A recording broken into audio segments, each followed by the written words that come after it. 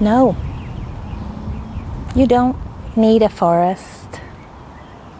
All you need is nature to do forest bathing.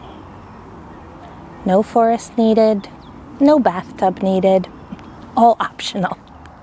Hi, I'm Leona, and I'm a certified forest bathing guide. I'm going to leave some links below in the description so that you can find a forest bathing guide in your area. Forest bathing is about connecting with nature and allowing nature to be your therapist.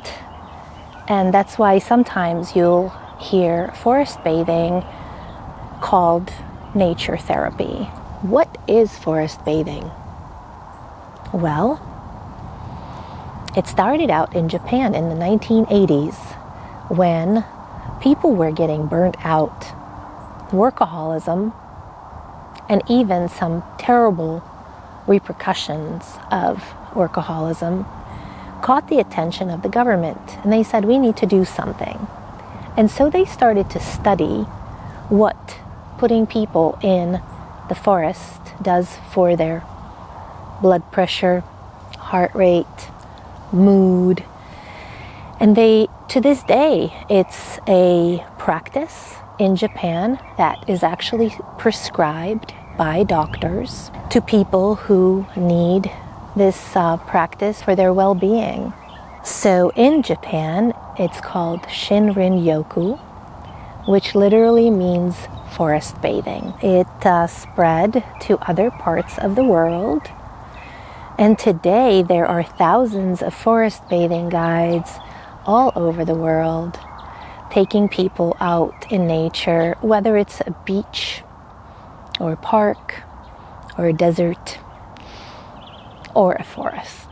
Typically, nature and forest therapy walks or forest bathing walks are done with a guide, which I highly recommend because certified guides know how to work with nature to provide an immersive experience. Guides will give you gentle invitations to help you sink into the rhythm, natural rhythm of nature, to help you get out of your busy mind, slow down your thoughts, or even remove them altogether as we get into our senses. Your sense of smell and your sense of touch, your sense of hearing nature sounds, your sense of observing and seeing. And although that may sound simple, there are so many ways that we can do all of these things. So as an example, you might be using your sense of sight. You could observe textures, shadows, different colors, movement, all of these things that you can watch. A small bug crawling on the ground, a feather moving gently in the wind, leaves fluttering in the breeze. So it's quite amazing what all we can observe. And then even with listening, we can listen to our own breath. We can listen to sounds close by, the sound of our footsteps, or the sounds far, far away, birds in the distance, and the occasional human noise like an airplane or some traffic going by.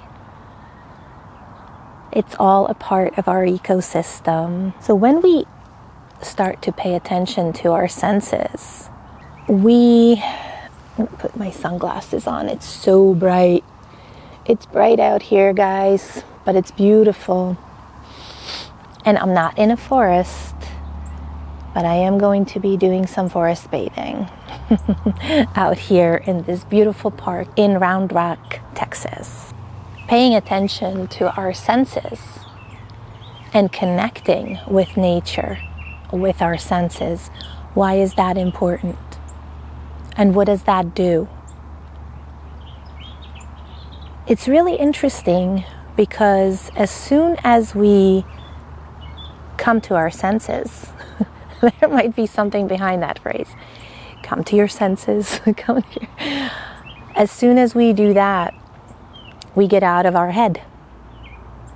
It's amazing how that works. And we become present. So it's very challenging to listen to a beautiful bird song and to sit there and really tune into it and the nuances of it, and to start wondering, what kind of a bird is it? Is it happy? Or is it running away from danger? Or is it calling for a buddy? And as you start to wonder about that, it's hard to think about, what am I going to cook for dinner? Or what did I forget to do today? So that's what connecting with senses does for us. It brings us into the present moment, into our body, and it helps us connect with the surroundings and realize that we are nature. And I do remember this moment as I started to practice forest bathing more often, and I slowed down and really became very mindful. And I remember this moment when I was walking down a trail and I had a different feeling, and I thought, I'm a part of this. The same as that tree. I am a part of this ecosystem. I am nature. It was revelation. I was like, whoa, this is my ecosystem, and I feel really good here. I want to be here more often. I want to spend more time in nature, and that's what I'm doing now. I hope you will give this a try. The more you practice, the more you will receive from nature exactly what you need at that time and in that moment. And that is probably one of the amazing things about forest bathing, and one of the reasons it's called nature and forest therapy, because we truly do heal in nature. It has some amazing healing powers, and when we allow that to happen, it can be so helpful in so many different ways. Forest bathing is something that I will continue to talk about on this channel. There are so many things to cover when it comes to forest bathing. I might be sharing different places where you can go and do forest bathing with me. I might be sharing some additional tips on how to do forest bathing on your own, anywhere, anytime. I might be talking more about the history of it and the benefits. There is just so much to get into, but I wanted to start with this video, just a quick introduction about what it is, how you do it. Thank you so much for being here today with me. I hope you enjoyed this beautiful walk in this beautiful park. And although it's not a forest, and although we didn't do any bathing, we certainly did what forest bathing really is. So again, thanks for joining me. Please don't forget to subscribe to my channel. I am so grateful to have you here with me, and I look forward to seeing you next week. Thank you. Bye.